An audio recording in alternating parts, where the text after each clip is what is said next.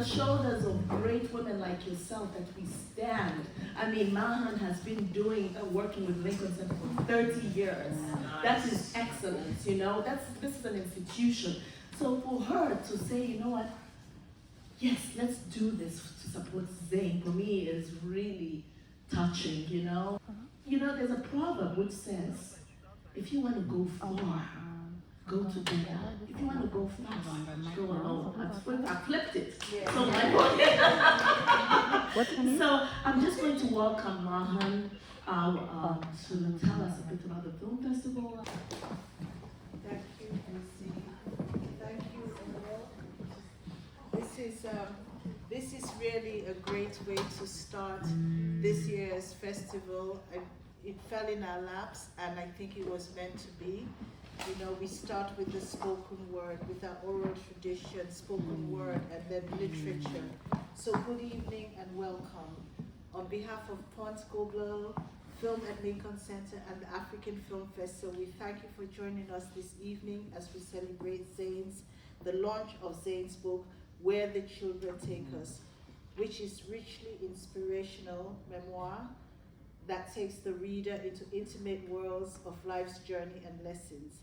And Zain, I kindly ask you that we compare the themes that you express in your book, that you write about as an analogy to talk about the programs in this year's festival.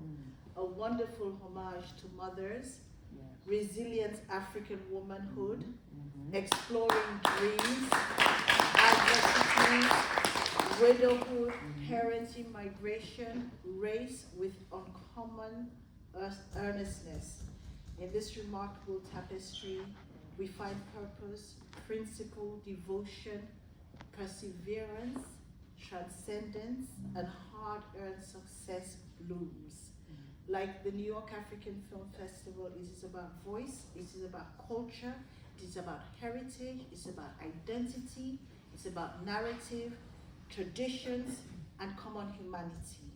And we could not be more privileged to be a witness to this momentous occasion. Thank you so much, and we are starting the festival next week. It's the we are starting tonight. Yeah. And the 29th edition is launched, you know, I mean, womanhood, children, daughters. So please come down, there are programs around, and let's continue to support ourselves. Yes, strength in numbers, and this community is really solid. You know, we're each carrying it, whatever. It's like the ant colony. Each of us are doing our bit to make the engine continue. Thank you so much.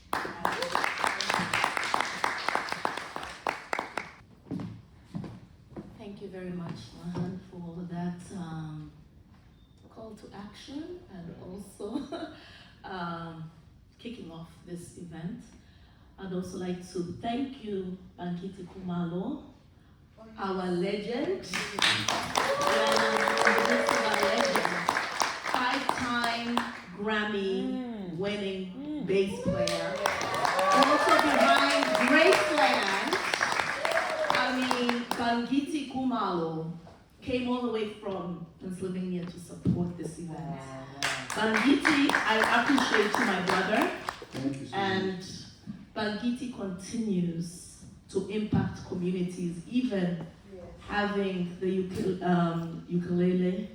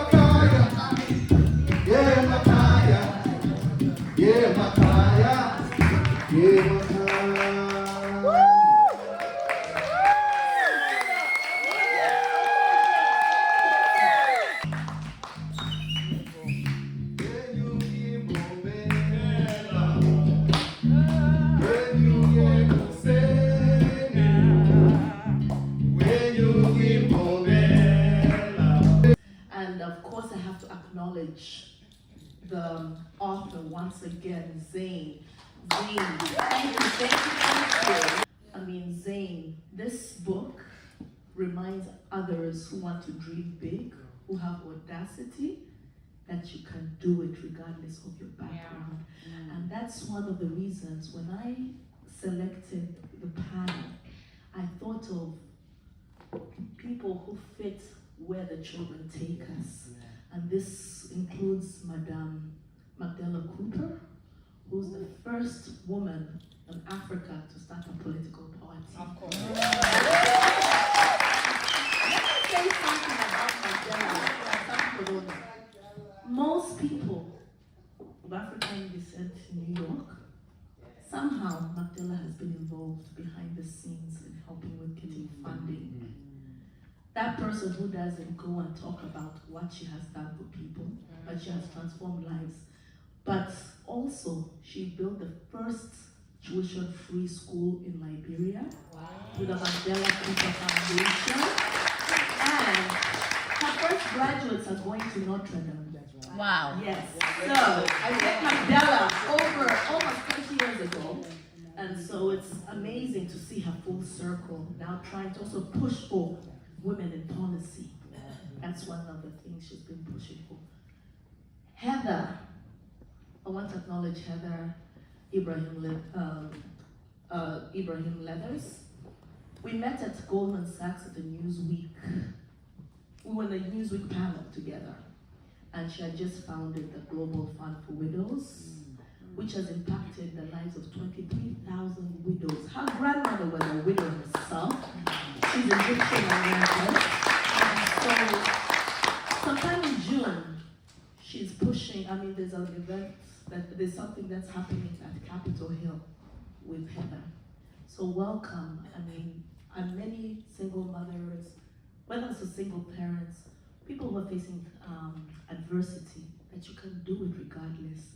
So we're going to hear these stories based on, so the book, the panel is going to be focused and tied back to the book where the children take us based on, this is like a letter to Zain's mother of gratitude. Thank you very much. Enjoy.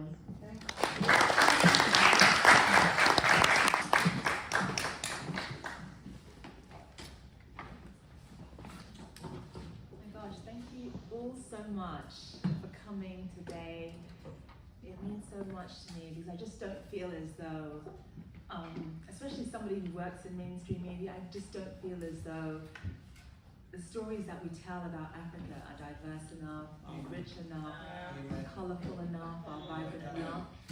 And so this was my way of contributing to try to change that, When people think about Africa, people care about the gold, they care about the diamonds, they care about the tantalum, they care about the oil, but I just don't feel as though they know enough or care enough about the people. And we have such powerful, important stories to tell. And so, this is really a story obviously about my mother and my family, but it's ultimately a celebration of the African family. And that's what I hope to share with the world. So I'm just going to start reading at the beginning,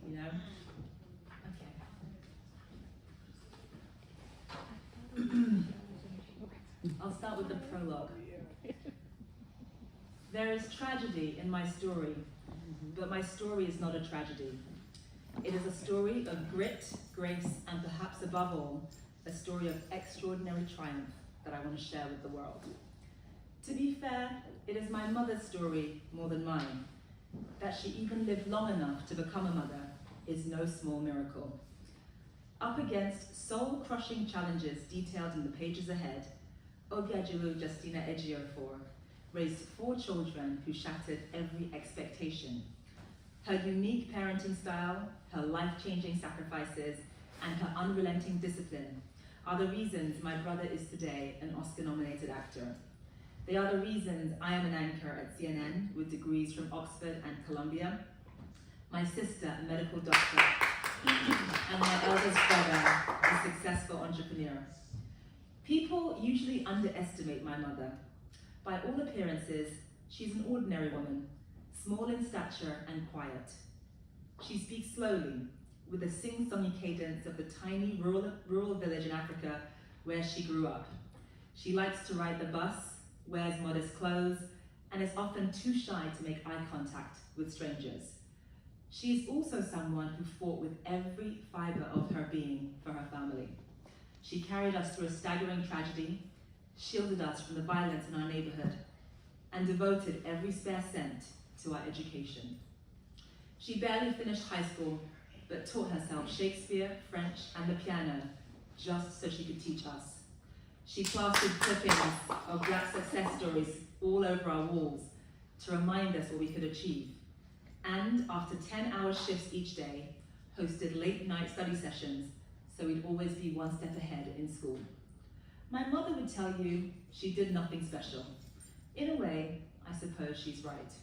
She simply raised us the way she had been raised, the way her parents had been raised before her, and theirs before them. In the remote Nigerian village where she grew up, this is just what parents do.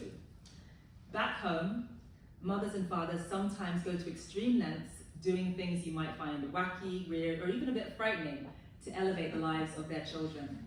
They will go without food, sacrifice their safety, destroy their appliances, even ship their kids to other continents. Yes, all of those things happen in this book. You may not know much about Nigeria. Our beaches aren't featured in travel magazines. There are no safaris on our savannas.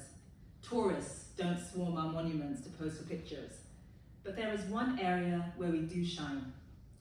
With an almost conveyor belt predictability, we have quietly sent armies of ambitious, talented, and disciplined children to every corner of the world. In the United States, Nigerians make up a small portion of the Black population, less than 1%, but represented about a quarter of the Black students at Harvard Business School in 2013.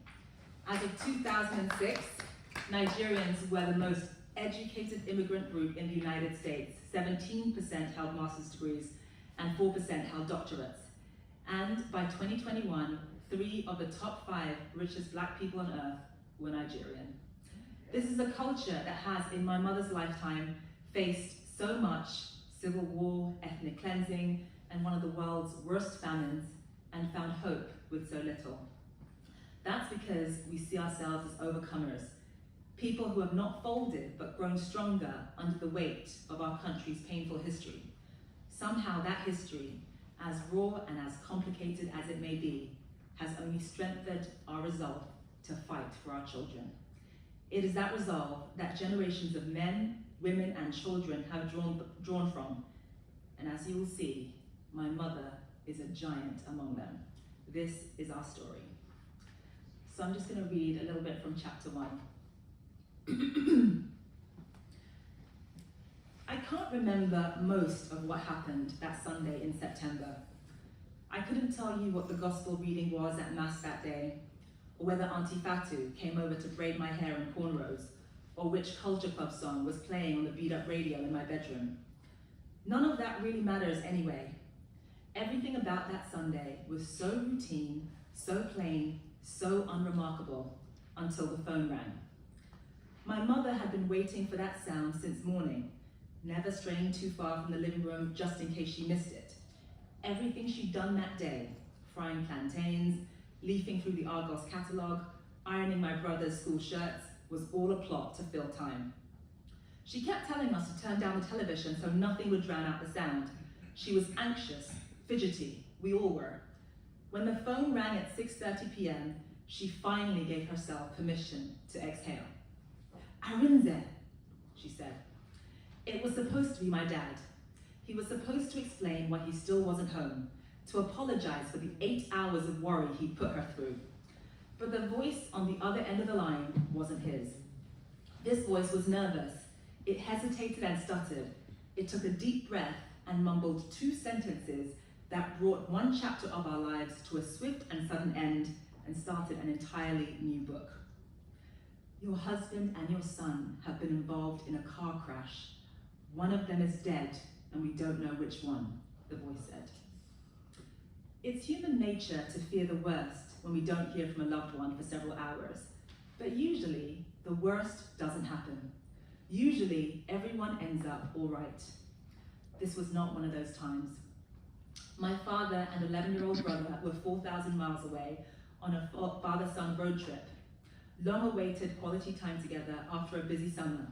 My brother gazing out the car window, wide-eyed and inquisitive. My father pointing and explaining. The sprawling textile markets, the street hawkers selling okba, the overcrowded yellow buses with conductors riding on the outside. All distant flashes of rich culture, a universe away from the corner shops, brew pubs, and lollipop men that littered our neighborhood in South London. Somewhere along that 6-hour stretch of bumpy highway between my father's home state of Enugu and the buzzing West African metropolis of Lagos, the man driving my father and brother swerved into the opposite lane to cut traffic. As their car veered round a bend, it was crushed by a speeding tractor trailer. Everyone in the car was killed instantly, apart from one person in the back seat, where my father and brother were sitting. Our relatives in Nigeria were initially told that both of them had died, then hours later that one had survived, then again that both were killed. They were still in the middle of arguing, trying to work out the facts, when someone made that dreaded call to my mother. I was 5, my eldest brother was 14, and my mother was 4 months pregnant at the time. She hung up the phone in stunned silence, every expression shrouded in disbelief, every movement weighed down by numbness. She prayed there'd been a mistake, prayed perhaps that in the whirlwind of sirens and stretchers that names and identities were mixed up, that somehow her husband and son had been spared. She thought maybe if she fell asleep, she'd wake up to the sound of my brother playing Au Clair de la Lune on his recorder, or my dad tapping his feet to Atalogo music in the living room. She glanced over at me, her little girl, playing happily with a few figurines on the living room floor, her son Abinzi watching TV. She closed her eyes. God, if you grant me just one miracle for the rest of my life, let it please, please come tonight.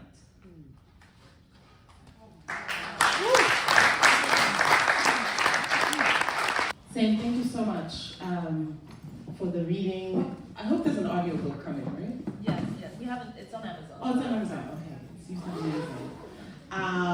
Thank you so much for joining us.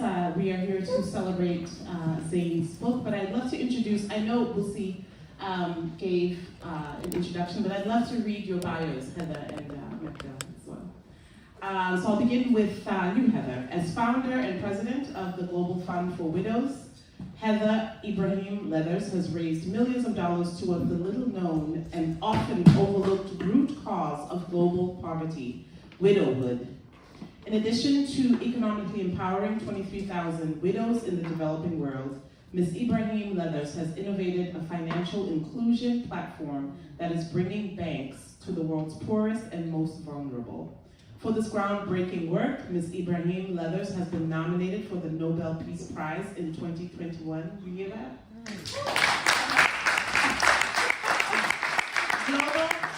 Global Fund for Widows' impact extends to Egypt, India, Tanzania, Kenya, Nigeria, Malawi, Bolivia, and the Dominican Republic. Welcome, Heather. Madame, I just have to call you Madame, is that what we all call you? Madame. McDella Mackie Cooper, also known as Liberia's Angel, was born in Monrovia, Liberia. After enduring unspeakable atrocities during the Liberian Civil War in the 1990s, she escaped with her family to New Jersey. She migrated to the United States in 1993.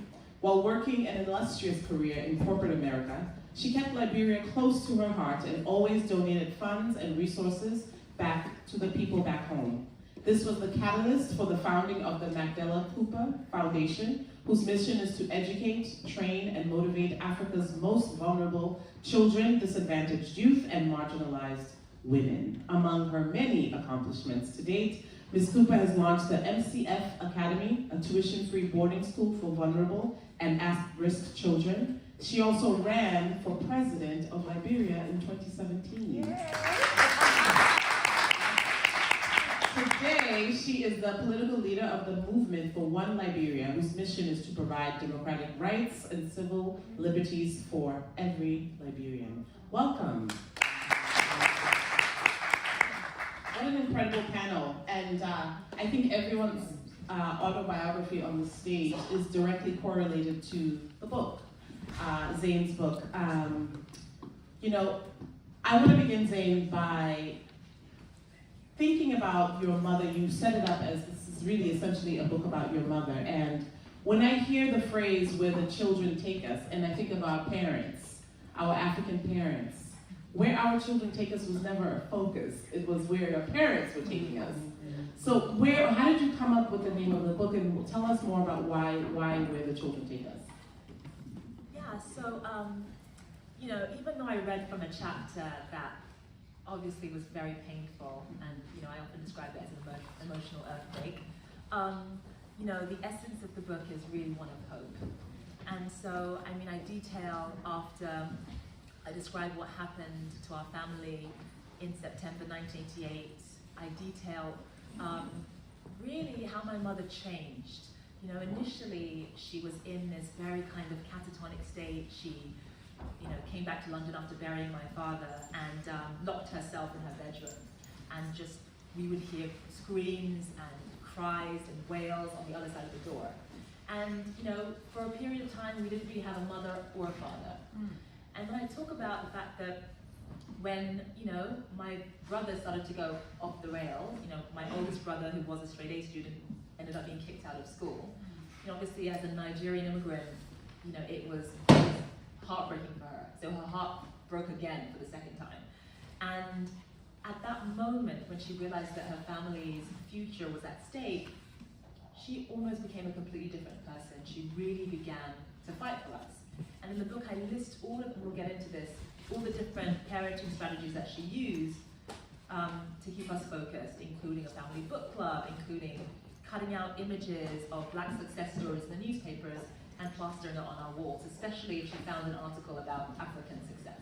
So we'd be bombarded with those kinds of images. But the reason why I picked that title, Where the Children Take Us, that actually comes from the ending of the book. My mother, as somebody who came to England in the 1970s, where there were signs that read, "Keep England White," and she never really felt at home there. She never really felt that she fitted in, especially as a minority. You know, one day she gets an invitation from my brother to go to Buckingham Palace, because my brother has been given an OBE. This was in 2008. So yeah, to explain what an OBE is, it's an award that the royal family gives out for those who have made outstanding contributions to a particular industry or profession. So for him, it was for acting. So my mother, you know, decides to wear the most Nigerian outfit that she can come up with. You know, something to really show the world that she is unmistakably Nigerian, especially after being and living in a society where she just never felt embraced her. And so she goes and she's crying as my brother receives this medal. And after leaving Buckingham Palace, you know, we're all there, and my mother looks back at the palace, you know, the Queen's residence itself, and she turns to my brother and says, "My God, you never know where your children will take you." Wow.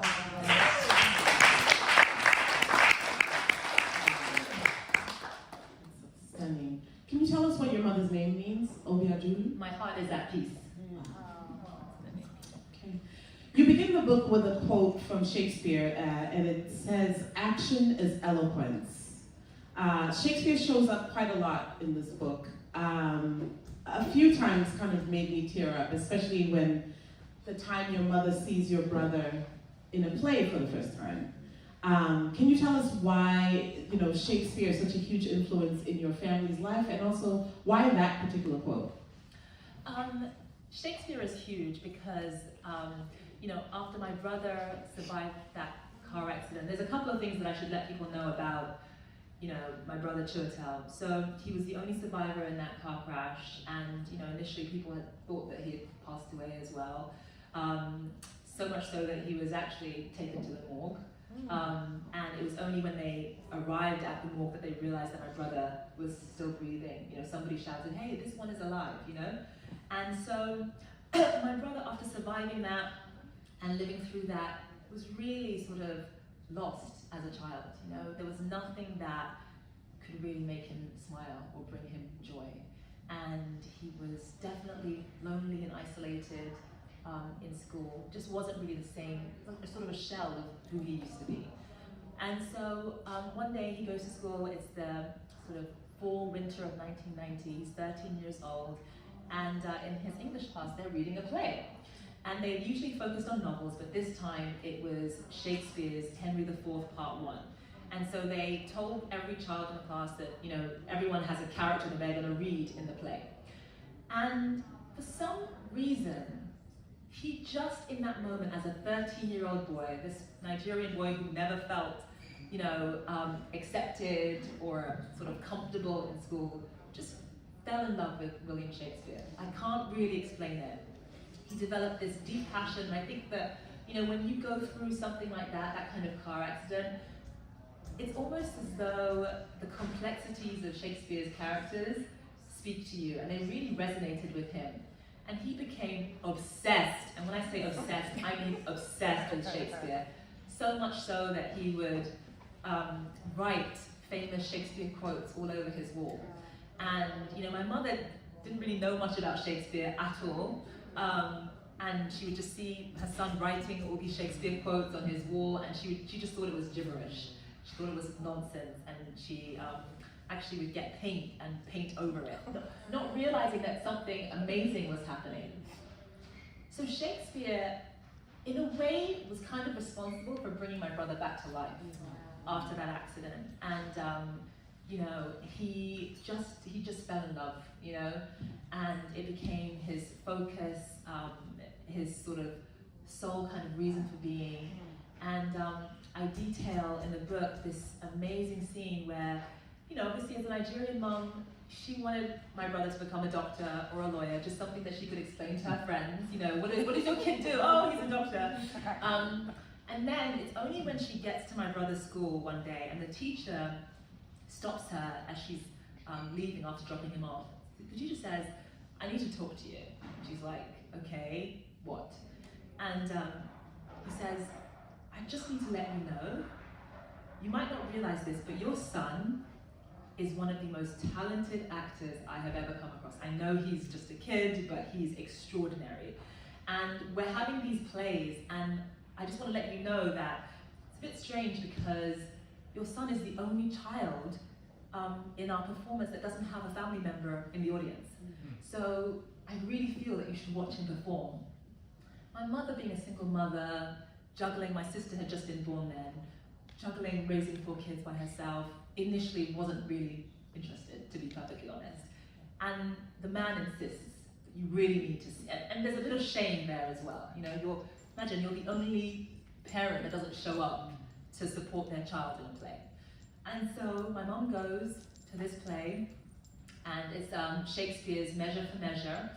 And she sees my brother performing, and of course she doesn't really understand what they're talking about. She doesn't really understand much of the Shakespeare play, but she's watching him perform, and she sees this sort of deep confidence in his eyes. She sees that he's coming back to life.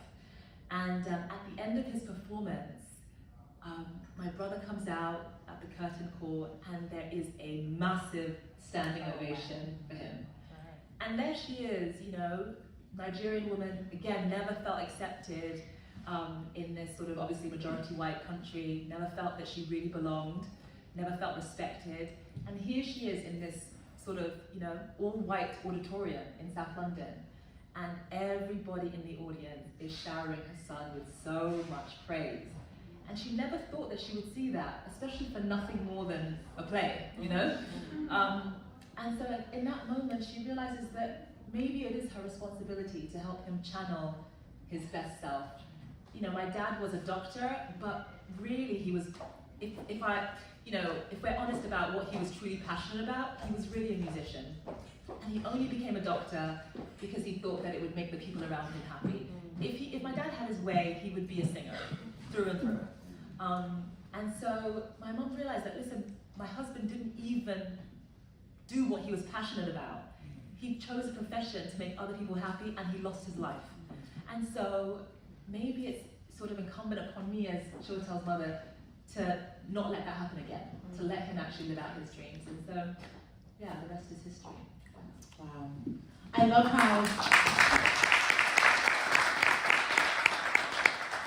when you write about that scene where your mother goes to the play, you say shame is a powerful motivator for Nigerians. I think that's so powerful as well. I do want to ask you, Heather and McDella, like, you know, when you hear the words action is eloquence, and, you know, looking at the work that you've done, what does that mean? What does that inspire in you when you hear action is eloquence? Thank you. For me, after reading the book, Where the Children Take Us, it was a reflection of my own life, and I think this is the beautiful thing that Busie saw in creating this panel. And you know, listening to the story of Zain's father and how he lost his life, and her brother sort of grew awakening moment, becoming an actor, and that sort of helping the family move in a direction. And even Zain has a young woman, and now has a woman and a mother of her own children, appreciating her mother's role in her life, because sort of it's her children's sort of way of, I guess eventually her children are going to see her the same way. So it's great that she pays this homage to her mom through this book, because that's what we all as women, or as parents, not just women, you know, eventually have to do, acknowledge those whose shoulder was stood on, right? Acknowledge their role, so that the generation after us can acknowledge our role. Because until we acknowledge the roles of the generation before us, the generation after us will never acknowledge the role. So going back to your question about action, it was my duty after losing my father in the Civil War, and seeing life just come to an abrupt, you know, just a complete change from the normal life. You grow up in Africa, you play with your friends, you do things normally, and all of a sudden this civil crisis happens, which Zain talks a lot about, the Nigerian war in the book, during the meeting of her parents, because that's when they met. And the war in Liberia, you know, being chased out of my country that I knew. This is home. I didn't know Manhattan prior, you know, previously. I didn't know New Jersey. I knew Liberia, and there was a normal life. And 1990 war came in. We're chased out. My father is killed. I'm an orphan. I'm an abandoned child. I'm walking around Liberia until I end up in a refugee camp in Ivory Coast at 13 years of age. And at 13 years of age during the war, you were one out of two things. You were a sex slave if you're a girl. You went to, you know, give sexual favors to the soldiers in order to have food to eat.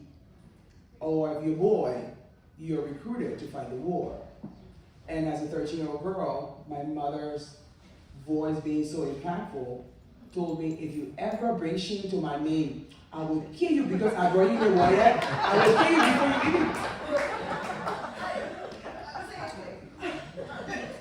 leave. I'm a starving 13-year-old, going through a civil war. There's no food, but I keep hearing those words in my ear.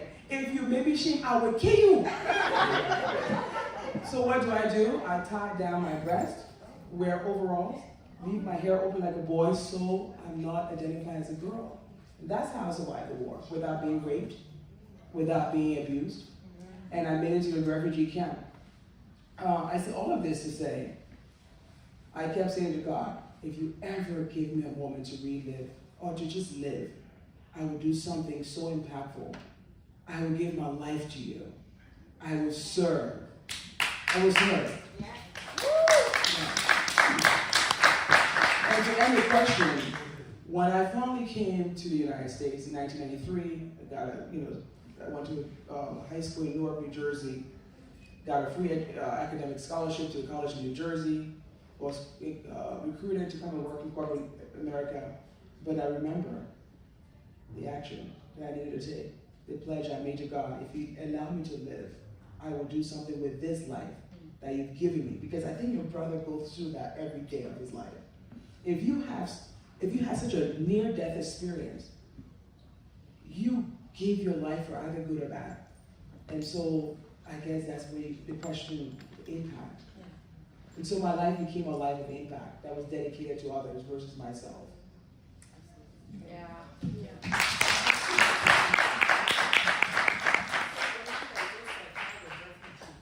Yeah, we're all children of refugees. Wow. Yeah. 1987 for me. Wow. South Africa.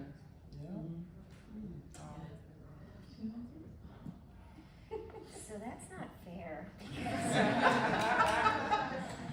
Because I think perhaps, yes, I think I'm sitting next to the most elegant women and the most actioned women I've ever met. And so it's not fair for me to follow on Zain and Madam, but I too am a refugee. I was a refugee twice. And I am also African. I'm from Egypt, and I've seen the struggles that women go through, especially widows.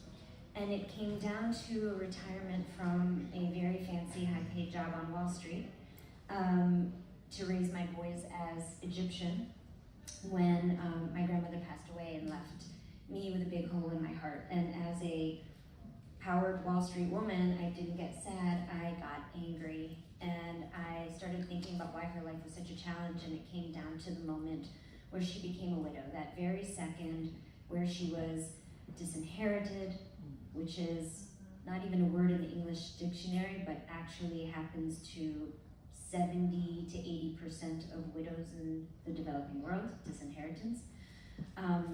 She was discriminated against because she was a widow. And while unfortunately some widows go through what's called harmful traditional practices, harmful practices that are violent practices, she was fortunate not to have to endure that, but she did have to struggle with which child she could afford to educate. It wasn't my mother.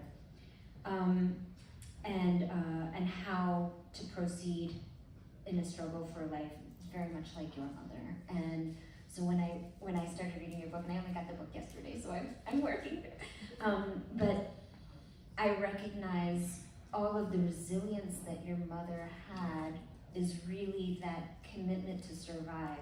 And I see there's one quote where you quote your mother in the book, Zain, saying that moment of obligation when she got the phone call from the school and she said, "Remember who you are." And that was the inspiration to stop the grieving and to move forward because she had to survive. She had to have her children survive. I've seen that, and I see it every day with the millions of widows that I hear from and work with daily. For me, that is elegance. That remembering who you are, that truth to self, that return to action to preserve that truth to self, the who you are, no matter what values come your way, what challenges come your way, what war comes your way, what wealth comes your way, what OBEs come your way, you know who you are, and you continue to serve those who are your people in the same fashion. I think that's elegance, and that's what at least guides me in the work that I do.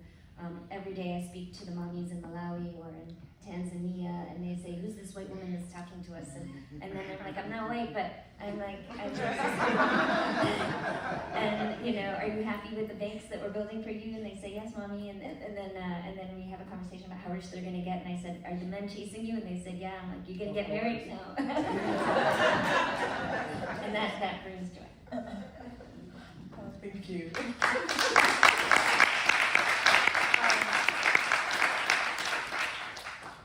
I want to just talk more about the widows. You know, I think so much of, you know, McDella, your mother was a widow, Zain, your mother was a widow.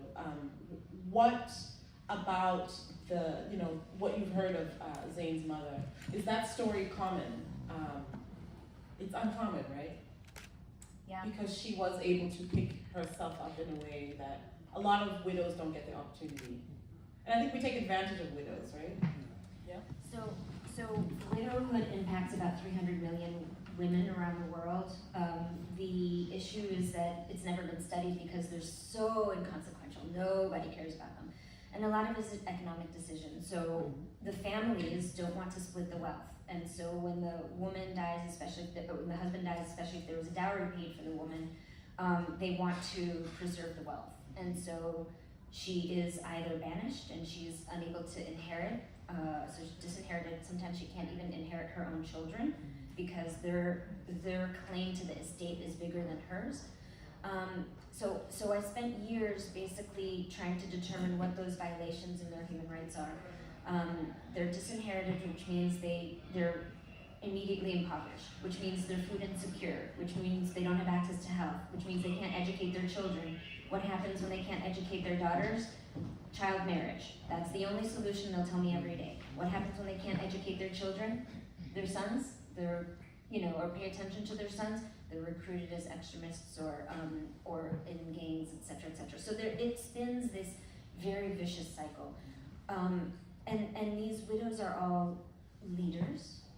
They're all completely dedicated to their families and their children. They're all 38 years old, which means they're mothers of young children, exactly like your mother, and they need to survive. So most of them don't have the opportunities that your mother did. Most of them are disinherited. I'm so happy to know that your mother wasn't, and she was able to, continue to live in the house that she was living in and all of the great things that she had. She was very lucky, and I would say that we just, the work that I'm doing with the UN and in the field is really dedicated to eradicating those behaviors from the culture so that widows are not expelled and widows can go on to raise healthy and successful citizens of the world. Zain, I want to get back just to the book. You write, in the beginning you write, there's tragedy in my story, but my story is not a tragedy. It is a story of grit, grace, and perhaps, above all, a story of extraordinary triumph. I think, for me, this sentence is not just about preparing us for the journey you're going to tell us about in the story, but I also think of this idea of tragedy as spurring great change in many of us. And I want to hear from you, what that, even though you were 5 years old, that great tragedy that your family has had to, is probably still, your mother's probably still living with that. And how tragedy can be the source of a lot of greatness, as difficult as it is. But I want to hear from you, going through the grief of grieving your father as a toddler, really. And then, but his spirit probably still lives through your family. And what that has spurred in you, what drive that has given you, what drive it's given your brother and your mother. Such an interesting question. Because it is true that when you look at a lot of successful people, they have gone through some degree of trauma, And I find that interesting because, obviously if you have too much trauma, it cripples you. If your life and your childhood is, a walk in the park, maybe you're not resilient enough. So obviously you need some degree of hardship in order to motivate you. And it's a tricky one because it's hard to know what exactly the formula is. I think that my family, so people sort of look at my family and think, okay, they went through this tragedy and they triumphed. That's not 100% true because in the immediate aftermath of that accident, that phone call almost destroyed my mother. She was broken beyond belief. My dad was her everything, and not just that, but the missing ingredient is also the fact that the reason why my dad went on that road trip was for a very specific goal. And that is because my brother was having a hard time in school because people were picking on him, they would make fun of his, we were one of a handful of black children at our schools. And so there was bullying that was going on, and so my dad had this genius idea that maybe if his son knew more about his culture and his heritage, and knew more about just how special Africa was, and knew more about what Nigeria had to offer the world, then maybe he could stand up to the people in his class who were bullying him. So my parents actually had a bit of a disagreement because my mum was like, "I'm going to take him on a road trip to Nigeria. Are you out of your mind? What is the point of that? Like, why would you do that?" And my dad insisted and insisted this is the best thing for him. And so he went on this road trip to Nigeria, and my dad was so excited because he had children who were born and raised in London, and now they were going to get to know who they were. They were going to know why they should be proud to be Nigerian. And he lost his life doing that. It was a martyr. Yeah. And so, you know, I just sort of feel as though it wouldn't be right to say that, oh, you know what, this is a story that started with tragedy and then they triumphed. You know, success is never in a straight line. There's always diversions and bumps, and, you know, we were, for a time, destroyed by this, and it hasn't gone away. You know, we carry it with us every day, and so, yes, on the surface, you know, by the world's measure, we're very successful, but inside, there's so much pain that won't ever leave us, I don't think. I do want to ask you, McDella, you know, you also survived one of the most brutal civil wars in modern times, and there was also the tragedy of that, living through that, leaving your home. You said you had to live, you know, as a 13-year-old girl in a refugee camp. How do you think those moments shaped who you are now? Wow. I think Zain, you actually put that so well. You said you never, I forgot how you put it. You would never change what happened to you, right? But you wouldn't wish it on somebody else. I want to say it that way, same way. The tragedy of my life, the war, and my story goes farther back, but we don't have time for it, so I wouldn't go too far back with it. Because we're talking about ousting widows. My mom had me when she was about 18 years of age, out of wedlock. I was her third child. And my father left her, came over to the United States, left her with 3 children and said, "Oh, hasta la vista, best of luck to you and your children." Yeah. So when I was born, I never saw my father. Never really knew the guy until I was 36 years of age. I was married, had my son, my second child, and eventually I just took the baby and gave it to my husband and said, "Look, I'm gonna go find this guy who brought me to the world. I would like to know who he is because I'm about to raise a son. I wanna know who my father is."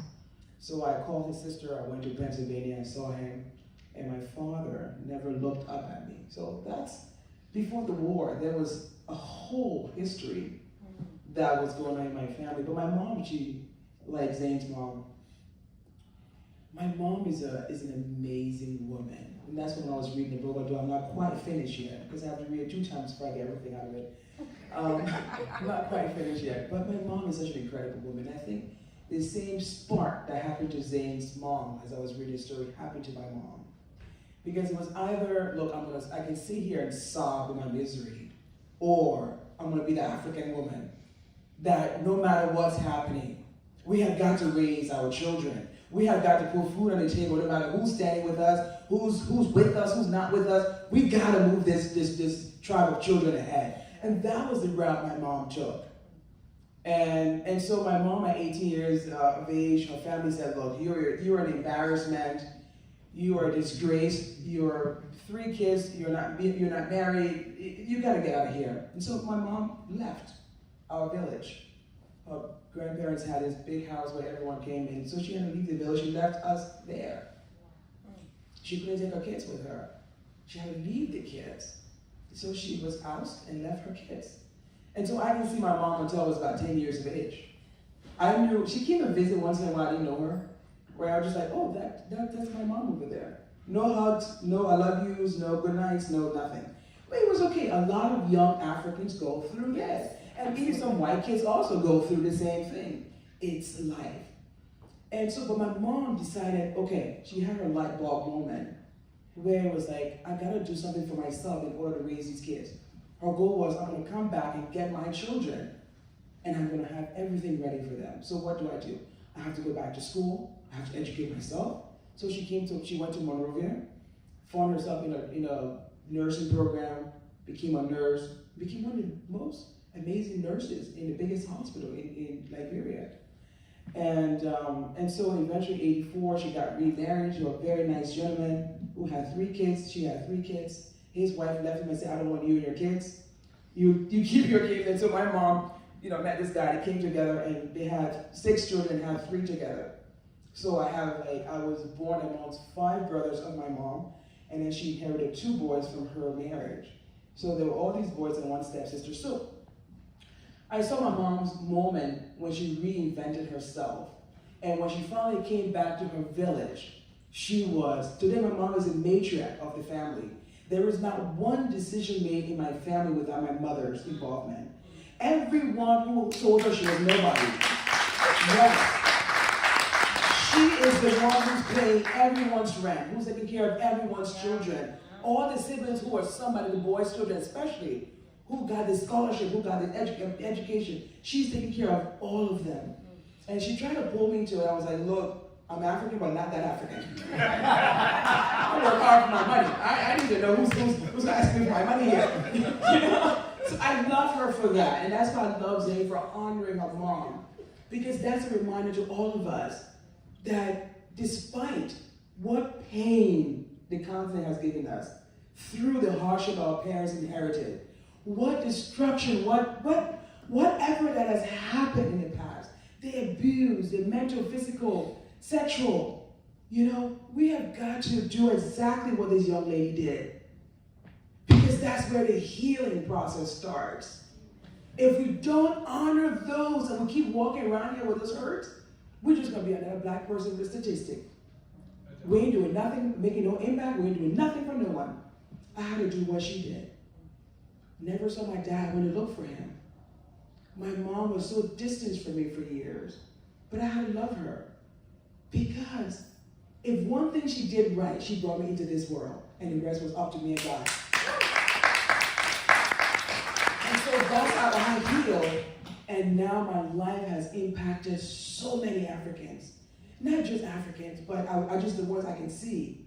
These kids are going to Notre Dame University through me. There are women's movement happening. I'm impacting women to run for office across Africa. So this is what happens when we find that space to say, Mom, Dad, all the hurt you brought to me, I will still honor you because you're Africa. You're Africa. And until every child, son and daughters of Africa can do exactly what Zain has done, we're going to continue to bleed. So I hope I answered your question. I'm just going to wrap up with just a couple more questions. But first of all, I have a few thoughts. Shout out to the medical professions because so many of our mothers were nurses, they were teachers, they were doctors, and that's what got us here. So shout out to them. But also, I want to talk about courage. In my language, we call it isbindi. Eddie? Isbindi. Yes. And we talk about, the idea of I think, when I think of courage and reading about your mom, Zain, I think about the times Zain shares that her mother would take her to Oxford, way before you were ready to go to attend Oxford. And just because she wanted you to be familiar with the campus. That's manifestation, right? Yeah. And then also a high school teacher said to you, I guess, I don't want to spoil the book, but I guess in England you go, obviously you're a high school counselor. They'll say, okay, what college do you want to go to? And this one counselor said, Leeds University, and your mother said, no, Oxford. Nice. The nerve, the audacity. Where do you think she got that audacity that just shows up everywhere in this book? I think it comes from, when you're thrust into a desperate situation, you have to do desperate things, And so for her, they had only moved. The only reason why my mother and my dad had moved to England was only to give their children a better education. And they really appreciated and valued education because my mother didn't go to school for almost 2.5, 3 years during the Biafra War. And she left everything. She left her mom, she left her dad, she left her siblings with the promise, don't worry, I'm going over to England, I'm gonna start a career, I'll send you money back, this is an investment, I'm gonna make sure my children are educated, I'm not leaving you, I'm going for the future, you know? And so then to be told, you know, obviously for her, she believed that Oxford and Cambridge were the tickets to a better life. You know, she just thought that my child could go to Harvard, Yale, Princeton, Oxford, and Cambridge. That is the ticket, you know? Because you have to remember, in England there's a class system and there's very limited social mobility. It's very difficult when you are sort of born into a particular socio-economic status. It's quite hard in England to break out of it. And so there are a few ways you can break out of it. One of the ways is by going to a place like Oxford University.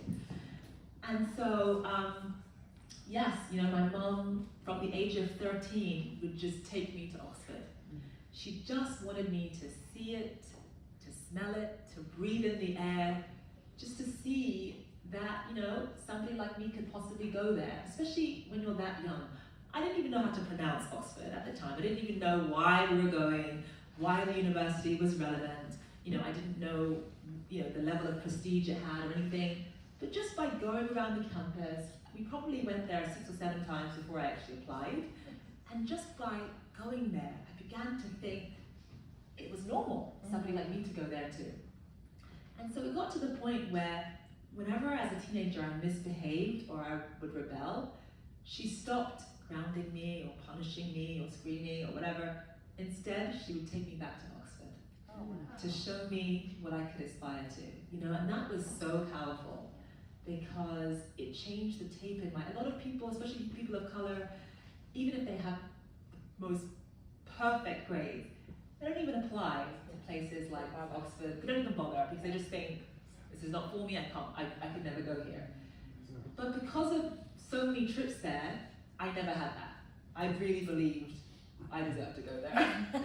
And so when my teachers told my mom, listen, your daughter's a good student, but Oxford requires a much higher level. You know, why don't you send her to, you know, they listed, I think it was the University of Edinburgh, Manchester, other universities.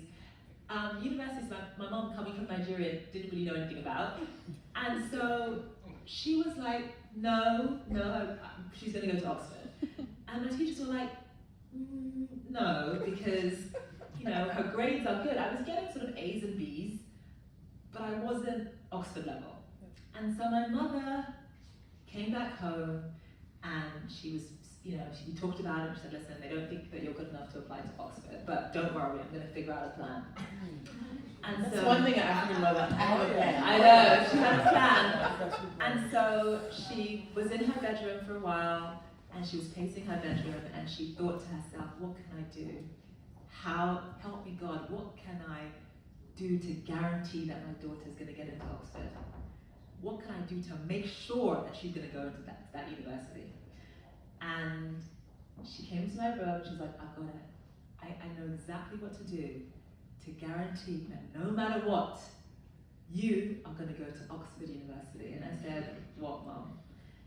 And she basically at that point decided to ban me from watching any television whatsoever until I had an actual Oxford acceptance letter in hand. No more TV. And I was like, what?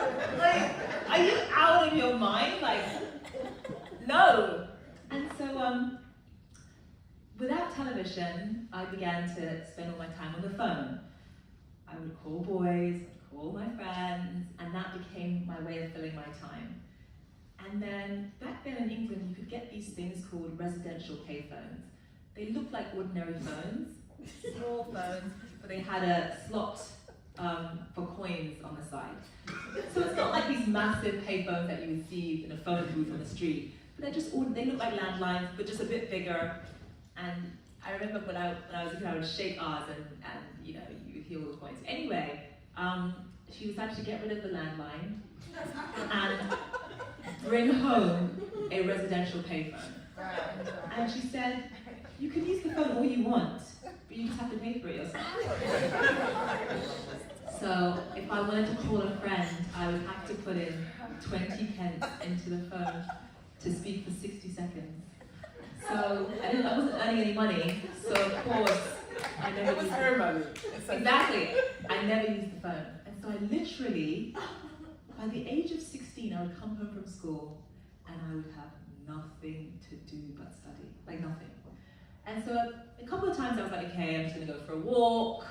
You know, I'm just gonna stare out the window. Oh my god, a red car. Oh my god, a white car. Oh my god, a blue car. And literally anything to pass the time. I literally remember this. And then eventually, I just went to my desk and I just opened the book. And then the next day I opened the book. And then I just began to study. And at first I was resistant to it. But then I kind of began to not really enjoy it, but it just became habit. And then I would read around beyond the subjects. Because to go to a place like Oxford, you need to know more than what they teach you in school, right? And so I began to sort of read around the subjects that we were taught in class. And my grades changed so quickly, like so quickly. It must have been a couple of months, became a straight A student. And in certain exams, I was literally getting 100%, like literally every single question correct. And so much so that my French teacher stopped my mother one day to ask, oh God, your daughter's like a completely different person. How has she managed to change her grades? And my mother explained it was just about getting rid of all distractions in the house. And the teacher asked my mother for advice about what to do with her own kids. And so, it was, for me, like I always say that I didn't get into Oxford because I'm the smartest person in the world. I didn't get into Oxford because I'm a genius. I got into Oxford because I lived in a house where I had nothing to do but study for 2 years. That's it. And I guarantee you that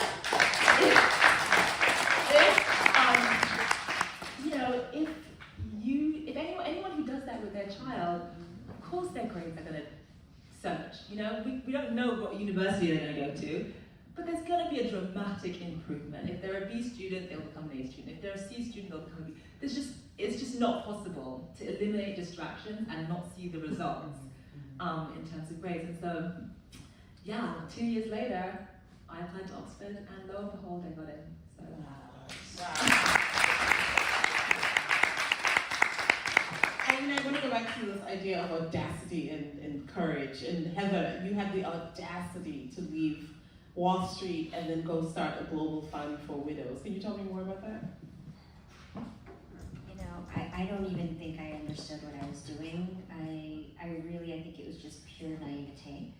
And then once I started realizing that I was creating a human rights movement that hasn't been brought to Western consciousness, that's, I think, when the audacity kicked in. And I think a little bit like your mom, I started asking for everything. I started asking for extremes. And the first actually time I spoke at the United Nations, I got a standing ovation from the Africa Caucus because I had the audacity to say, stop teaching your women how to sew. If you're going to teach the women how to sew and put them in cooperatives, then give them a stream of income. Give them the rights to the school uniforms. Give them the rights to the police uniforms, the military. Stop making them work for nothing. And from that day, the ambassador of Malawi pulled me aside and he said, I have a secret to tell you. And I said, okay. And he said, I actually wrote the laws for my country on inheritance.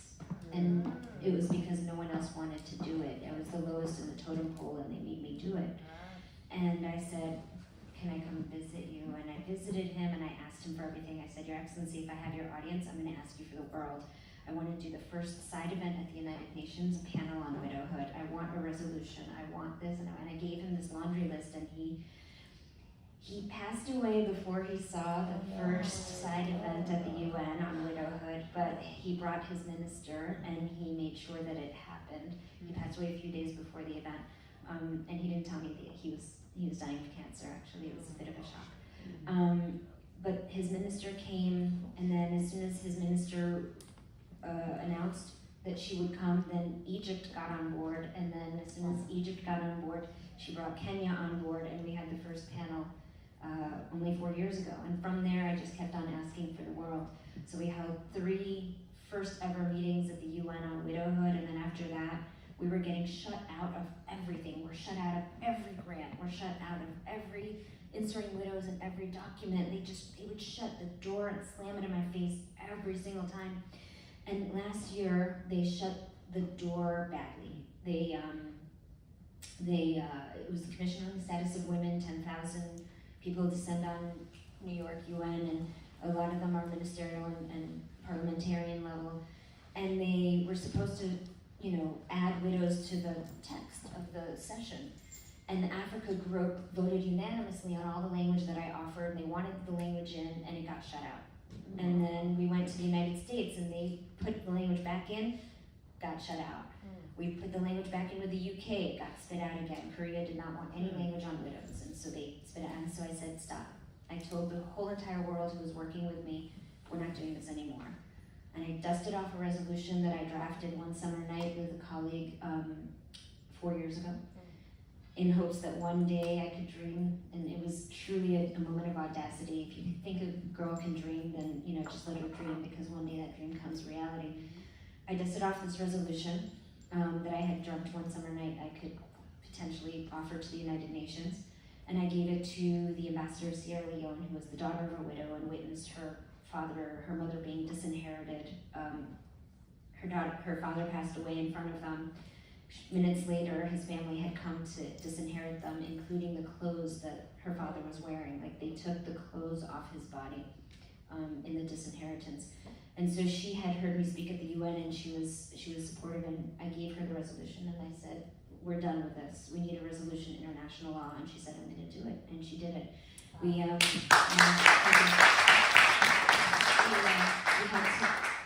put our heads down again, action is elegance, and we met with 100 countries last year and introduced them to the issue of widowhood. Of course, none of them had ever heard of it, and so they were like, are you serious? This is actually happening to women? And we said, this is your root cause of poverty, this is your root cause of child marriage, your root cause of blah, blah, blah. And it was passed unanimously last month in the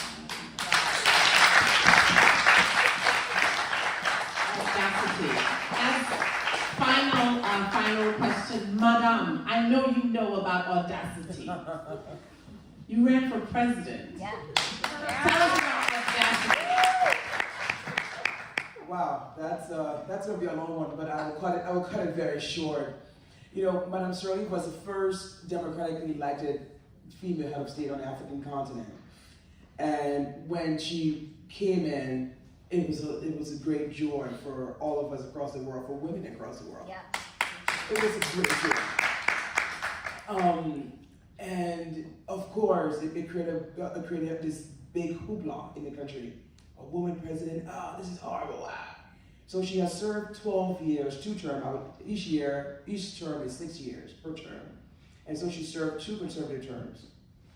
Now, when she was leaving, she had put in a Minister of Finance, a woman, Minister of Gender, a woman, head of major agencies were women. So she created this balance. But you still had a parliament, which was predominantly men, right? So they try to veto a lot of things, but she's a political Maradona. If anyone who knows football here. Yeah. Very good. She's a political Maradona. And so when she was leaving, it was like, okay, there's an election coming.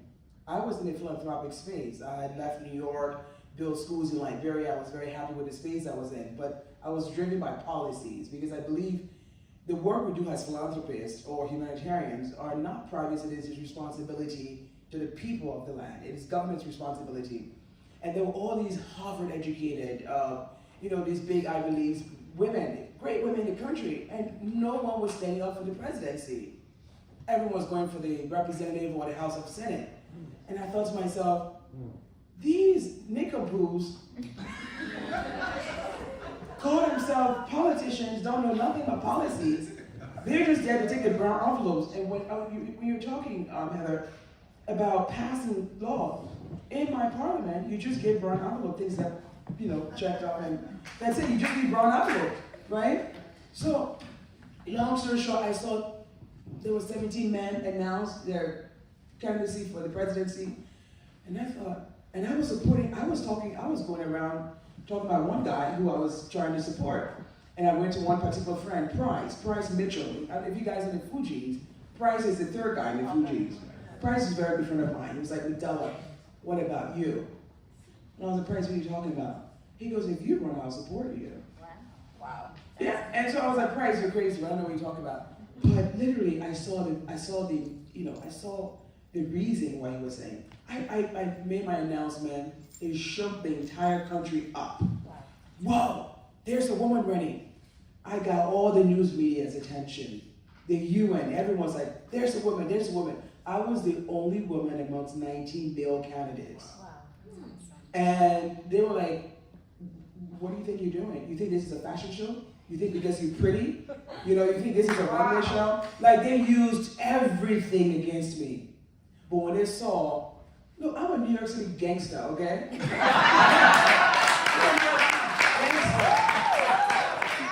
Like, what moves any New Yorker? Nothing moves us. You see celebrity, you're like, whatever, I've seen it. I'm a celebrity too. Everybody, nothing moves us in New York. And this is the attitude, this is the audacity that I had. I knew, first of all, I had the resources, personally, I had the resources to compete in the race. I would fund my own campaign. And so all these boys, and I'm from Wall Street. What haven't I, as a woman, heard from my Wall Street colleagues? Yeah. Heather, hello. And also Zain, you're in the industry. Guys on Wall Street will tell you, I can't say the words because I'm a politician, but pretty much they want to lay down with you right away. You're like, no, not right now, darling. Maybe I'll make something a little bigger tonight. Or, you say what you want to say. So I go back home to Africa, and they think, oh, but McDella Cooper, aren't you don't you have a child of wedlock? I'm like, and so? Look, everything they threw at me, I threw it right back at them. Because why is it okay for a man to do, for a woman to do it? It's like, it's taboo. So when I stood in that race, it was such a rude awakening moment for women in my country. And the moment the election was over, I didn't win. I came number 7 amongst 20. But the women of Nigeria, the women of other countries, Kenya, they all called me and said, look, come and talk to us. Yes. They flew me out to Abuja. They said, we have the power in Nigeria. We the women, we have the power. We have the money. Where did you get the balls to run? The balls. I was like, it's Kenya, baby. But all jokes aside, that is what it would take. And I didn't stop just at running for office. Because I ran in the 2017 election on 2 parties' tickets. The men pay other men to remove me from the party. They're like, we don't want a woman being president again. The abuse I got on social media, the attacks I got from the journalists, my colleagues who were journalists, they tried to do everything to remove me. And I was like, no, I'm not going nowhere. You're gonna see a woman who's strong. You're gonna see a woman who knows she belongs. And if there's no seat, when I enter a room and there are decisions being made, there are 10 seats, and the men just sat, I would bring my own seat to the table. Yes. If I have to pay for it, I'll pay for it. So, it brought a new phenomenon, and the statistics shows that when one woman runs, it paves the way for 7 others to come after her. 7 others. And it's not, I tell my husband all the time, because, you always with this woman thing. I say, it's not about woman thing. Africa is walking on one leg. Imagine the impact we can make if we're running on 2 legs. Well, thank you. I know we have a book signing still to come, so thank you so much, Madame. I could listen to you all day, by the way. Zain, thank you so much. Really, this book is really powerful.